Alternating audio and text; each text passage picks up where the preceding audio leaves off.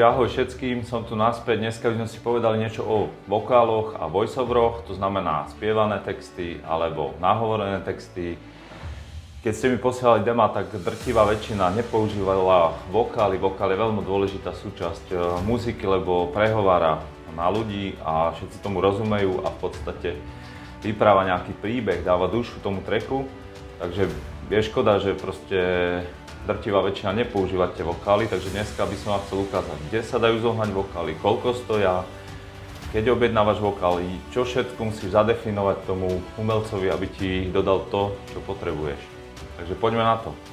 Ešte zopakujem. Slova a hlas sú veľmi dôležité v tracku, dávajú mu dušu, dávajú mu náplň, môžu vyprávať nejaký príbeh. Takže posluchači to veľmi citlivo vnímajú, či tam je vokál alebo není. Takže docela ma zamrzelo, že keď som počúval tých 200 demo nahrávok, alebo koľko ste mi to poslali, že väčšina bola bez vokálu. A je to škoda, lebo fakt to není drahé a dá sa to legálne proste zohnať a veľmi to spestrí celý track a dá mu takú náplň.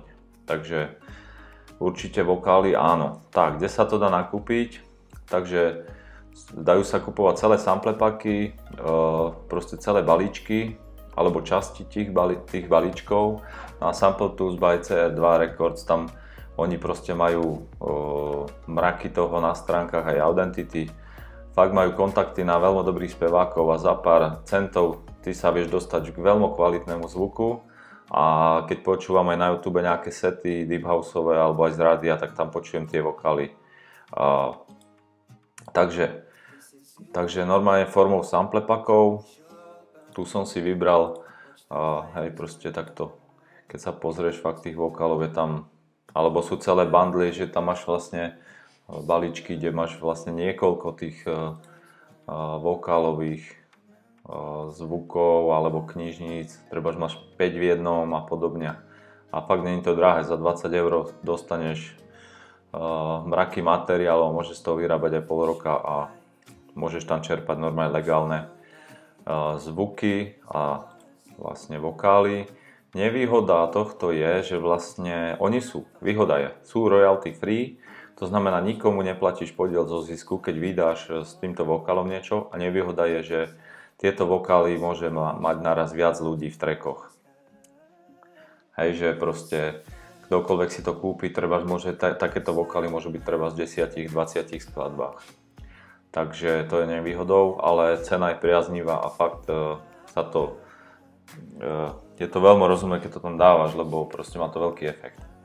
Tak, Splice.com, tu vám ukážem vlastne, tu tiež nakupujem veľa vokálov, ukážem vám, jak to funguje. Tam sa vlastne, ty sa tam normálne zaregistruješ, nakúpiš si nejaké kredity, alebo toto som vyhral v súťaži. Takže proste tu máš jeden zvuk, jeden kredit. Takže dáš sa do Browse, do prehliadača, tu si dáš inštrumenty a vlastne vokály a v podstate si tu filtruješ podľa tóniny tvojho tracku. Ja neviem, keď máš v cis minor, tak si zapneš cis minor a ono ti vlastne načíta všetky vokály v tej danej tónine, ponúkne ti ich sem, ukáže ti celý ten katalóg, tu si dáš vlastne cis, minor, trebárs, alebo podľa stupnice, čo ty potrebuješ. Môžeš si zvoliť aj štýl, v akom to potrebuješ a on ti to vlastne celé vyfiltruje. A potom, keď vlastne ty si vybereš ten zvuk, ktorý chceš a chceš si ho kúpiť, tak vlastne stlačíš toto a on ti ho vlastne stiahne do kompu a do takej aplikácie, takže už ho máš a vlastne jeden zvuk stojí jeden kredit. Mám tu aj taký výpis, cenovo je to takto. Že vlastne $8 mesačne máš 100 kreditov. Takže za $8 si vybereš 100 vokálov. Úplne proste lacná záležitosť a nemusíš nakupovať celé samplepaky, ale môžeš po jednotlivých kusoch. Keď som to prepočítaval, tak mi vyšlo, že jeden vokál stojí 2 koruny české alebo 10 centov. Hej, takže je strašná škoda, že to nepoužívate, lebo fakt to skoro nestojí nič a veľmi to obohatí muziku. Takže Splice.com takto. Potom, pokiaľ by si chcel nehať naspievať originálny vokál, tam sa cenovo pohybujeme medzi 40 až $200. Tiež vám môžem ukázať, ako sa to robí. Výhodou tohto postupu je, že máš originálny vokál, ktorý nemá nikto. Takže tebe na mieru naspieva niekto vokál podľa zadania. Hej, takže Fiverr.com, tu si dáš, že hľadáš vokalistu, buď voiceover, čo je hovorené slovo, môžeš do setu alebo do radiosetu proste si nehať nahovoriť nejaké, alebo do svojej prezentačného videa si nehať nahovoriť voiceover, alebo nehať naspievať vokalistu. Tu si vyfiltruješ, že chceš proste vokalistu a prejdeš si katalóg, kto ako spieva, aby si proste čekol farbu hlasu, akú má angličtinu vyspelú ten človek, ako intonuje, aké má vlastne, ako vie vyspievať melódie a podobne. Takže cez tento Fiverr tiež fungujem. Výhoda je, hovorím, originálny vokál, nikto ho nemá a nevýhoda je vyššia cena. Takže toľko k Fiverru.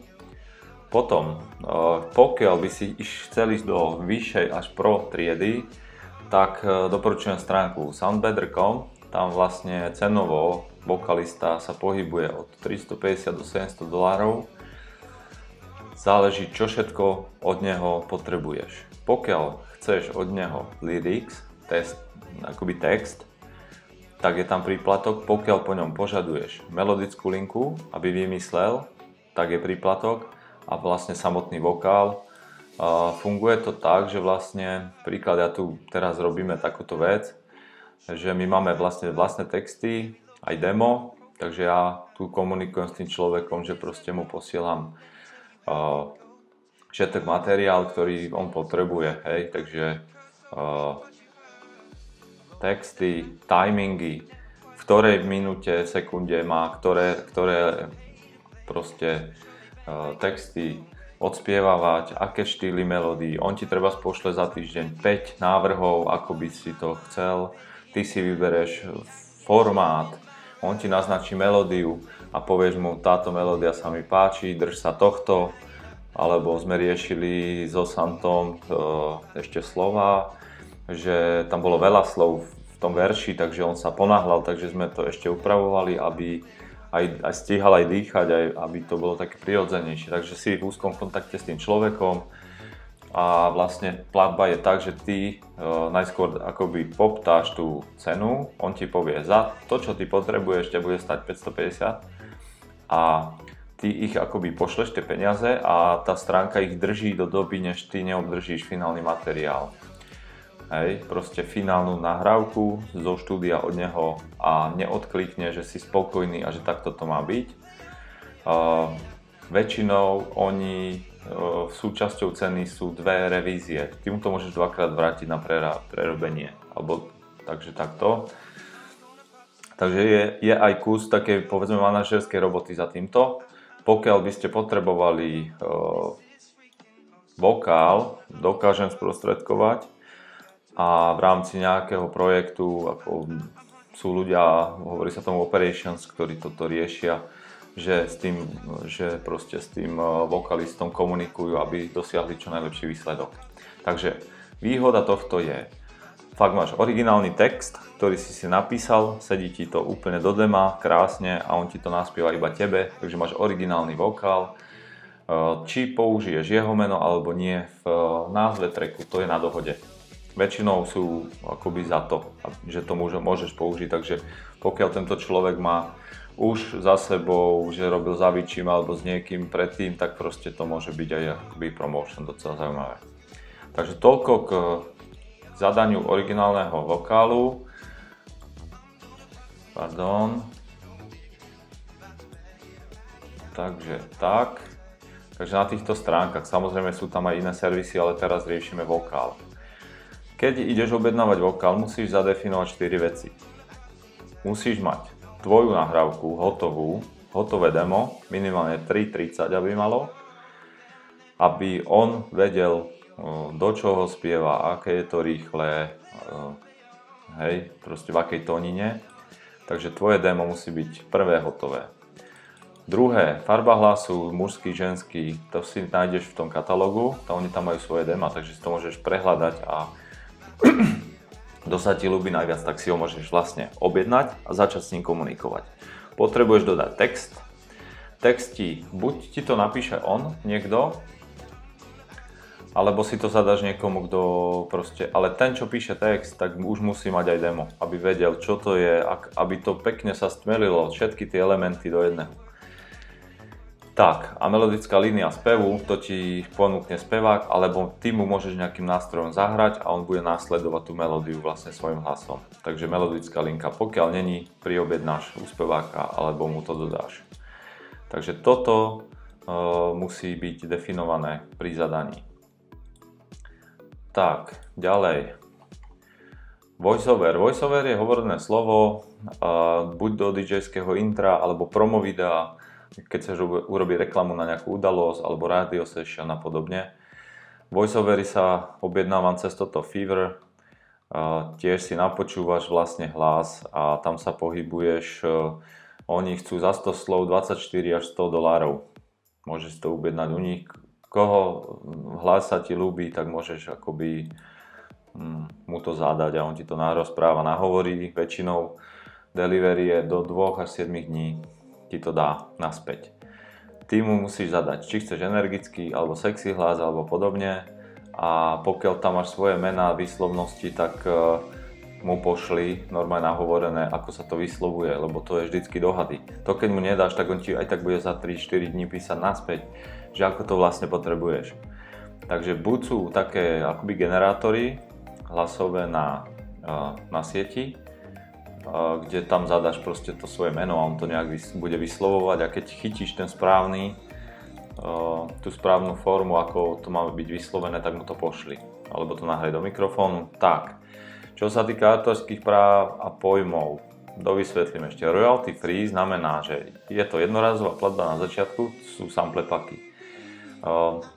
Keď zaplatíš za sample pack a za sample, tak už spevák nemá ďalší nárok na podiel zo zisku. Takže je to hotovo. Jednorazová platba bez nároku na royalties, na podiely zo zisku. Buyout, tiež som to riešil, čo to je a fungujeme aj na tejto báze, že je to jednorazová platba na začiatku, zaplatíš za to a on ti dodá originálne vokály s tým, že už nemá ďalej podiel na zisku. To znamená, ty keď si zadávaš už od speváka vokál, tak písomne si nehaj, alebo aspoň v tom message, v tej správe, nech si vyjasníte, že on nebude figurovať už v kontrakte pri vydaní tracku. Hej? A ty mu zvýrazní, že sa jedná o buyout. To znamená, ty mu pošleš $600 a je to buyout. To znamená, on už ďalej nefiguruje. Toto si určite vyjasnite dopredu, lebo pokiaľ to nebude jasné, tak môžeš proste sa dostať do dosť ťažkých problémov a môže to skončiť aj tým, že tvoja nahrávka po podpisovaní všetkých kontraktov u vydavateľa bude musieť byť stiahnutá z trhu a vlastne budú chcieť po tebe tie prachy. Takže toto. A ideálne proste zažil som aj napríklad, že som si nehával voiceovery nahovoriť a písal som mu, že je to určené na prepredaj do sample packu. Takže on ma požiadal o ďalšiu platbu, tu som súhlasil a podpísal mi dodatok, že mám plné právo nakladať a prepredávať jeho vokály ďalej. Bez toho, aby on mal ďalší podiel na zisku. Takže toto treba vyjasniť, aby neboli potom problémy. Takže toto je jasné. Potom, keď ty dostaneš ten vokál, tak je dobré, buď ti to v štúdiu spravia, alebo proste si to spravíš sám, je korekcia spevu. Toto sú jedni z najlepších pluginov, čo sú dostupné na trhu. To znamená, ten spevák spieva, ja neviem, notu A, ale je medzi A, Gis je niekde uprostred, tak ten autotune to stiahne k tej najbližšej note. Po prípade ty si zadaš, v akej akordovej stupnici si a ten autotune to vyžehlí. To znamená, ten spevák lepšie bude triafať frekvencie spievané. Tie výšky tónov bude triafať úplne perfektne a keď ich netrafí, tak tento software to pomôže vyžehliť, takže je to úplne perfektné. Takže na to je dobrý tento autotune a toto je, keď chceš vyhľadať tóninu, autokey. Hej, je to plugin, ktorý ty si pustíš vokál alebo skladbu, dáš to tam na ten kanál a vlastne ono ti ukáže, v akej tónine to je. Toto je veľmi dôležité si nájsť. Napríklad keď remixuješ alebo potrebuješ vedieť, napríklad máš demo a potrebuješ vedieť, v akej si tónine, aby si vedel podľa toho filtrovať vokály, ktoré ti ponúka, takže tento autokey je super, to mám. Takže takto, to sú nejaké úpravy vokálov, takže potom ešte budem točiť aj video ohľadne toho, ako správne naefektovať vokál. Takže toľko všetko za vokály, dúfam, že som vysvetlil a vyzdvihol dôležitosť hlasu, spevu, hovoreného slova, lebo fakt ľudia to veľmi citlivo vnímajú a má to veľký dopad na kvalitu tracku. Takže za pár centov, dolárov sa viete dostať k kvalitnému materiálu. Takže ďakujem za pozornosť, nezabudnite si zapnúť odber na YouTube videách, každý týždeň vydávam nové video, kde vysvetľujem rôzne veci v oblasti muziky. Takže nech sa vám darí, ahoj. Don't forget to subscribe to the Tomas Balazs YouTube channel.